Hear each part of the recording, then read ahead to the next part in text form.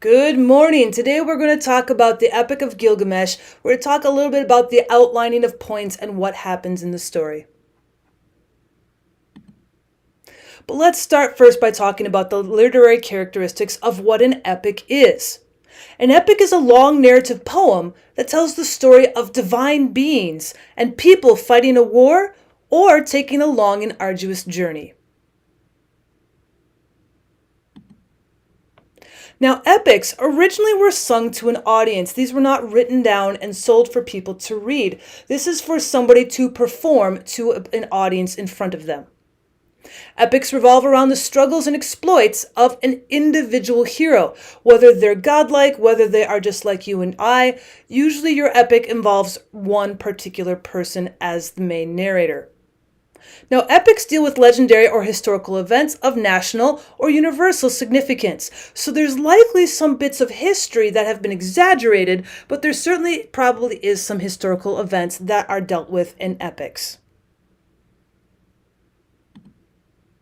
Now, typically, an epic includes several features.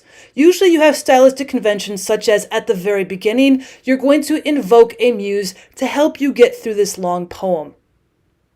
There's usually an introduction of supernatural forces that shape the action, whether your person has some sort of supernatural powers or whether the supernatural powers such as the gods themselves may like or dislike your hero, they're going to be part of the epic.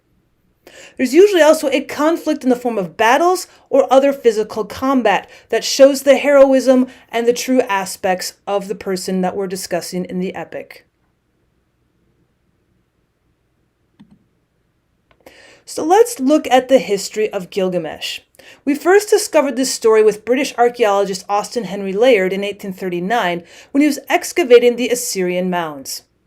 Now, over 25,000 tablets were found and brought back to the British Museum.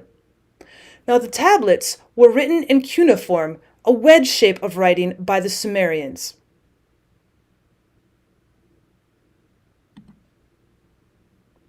When we look at the history of Gilgamesh, we start with the Gilgamesh cycle, and that is structured as a poem of 12 songs, and each of these songs are about 300 lines each that were inscribed on 12 separate tablets. Now, of course, because these were buried in the ground for so many centuries, many of the tablets are incomplete, but other versions were found at other archaeological sites. Now, different versions from these different sites were used to piece together as much of the whole epic as possible, but some parts of the story even today are still unclear or downright missing.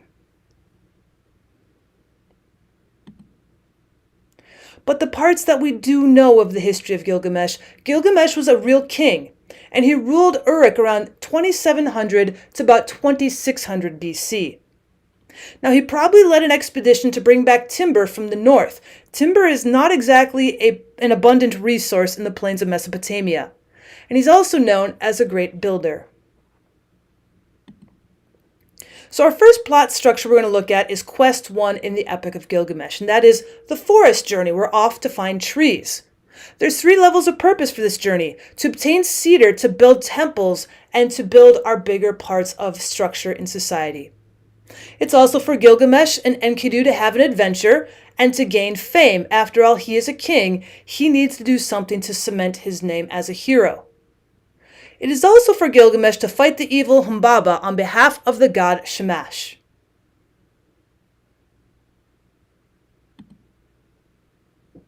So when we look at the first story, the forest journey, what is the outcome? Well, we do know that there are some successes. After all, we do win against Humbaba. He is killed. We also obtain many cedars to build a huge gate for Uruk. And Gilgamesh and Enkidu gain fame and glory, so it seems like we've had a success. However, Humbaba's death enrages the god Enlil, and Gilgamesh's glory brings unwanted attention from the goddess Ishtar.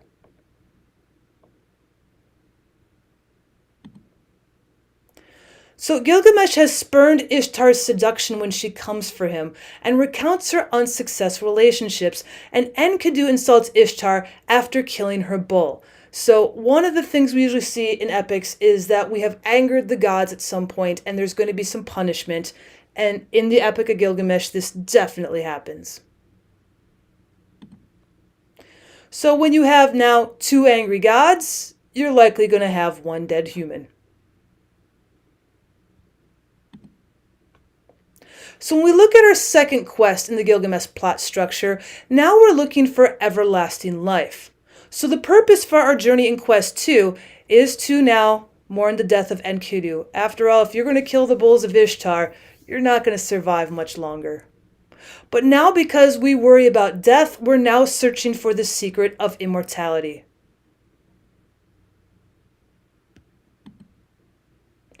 So as we're searching for everlasting life, Gilgamesh searches for the one human who has been given immortality. And that's the Mesopotamian Noah, Utnapishtim. Now he must travel to the gate of heaven, otherwise known as Dilmun, which is also the gate to the underworld.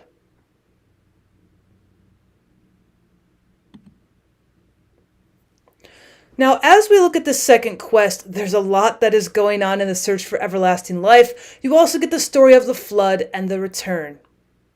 So when we travel through the 12 hours to the dark, dark mountain, we're going to meet a half-man, half-scorpion couple at the gates. We're also going to meet Siduri the winemaker, who's going to give him directions on his journey. And as we start crossing over the dark mountain, the ferryman, who's going to be cutting long poles for the journey across the ocean, is going to tell us the story of the flood. Now, Gilgamesh now meets up with a servant.